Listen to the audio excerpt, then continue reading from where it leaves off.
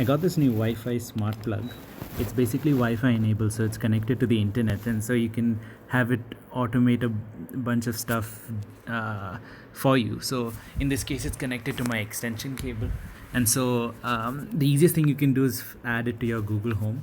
So once it's added there, you can control it with Google Now. So you can just say, okay, Google, turn on the bedroom plug or turn it off or whatever, and it'll change it. But I can't show that now because I can't do it while I'm recording the screen. So I'll just turn it off from here, and you would have heard it, but you wouldn't have seen it in time it went off.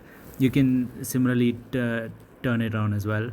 But what I wanted to do is, I had this other app which basically you can write programs visually, and what I wanted is, when I leave my house, if my location changes to my work or whatever, then I wanted to basically turn off, and when I'm on my way back, I wanted to turn on.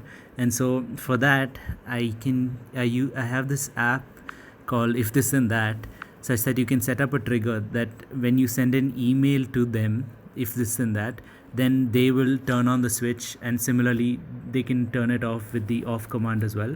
And so now when I send an email to them with the on command or off command, they will then turn the thing on or off. So I'll just show you. I created a very small program to demonstrate that. So in this case, it will first send the on command, it will then wait 10 seconds here, and then it will send the off command. So I will run this and turn on my camera.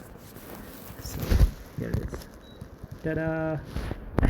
Now in 10 seconds it will again turn off, and so you can ta-da, and it will turn off all my devices.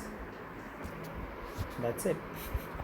It cost me about 700 rupees, but I can now automate a lot of stuff and save a little.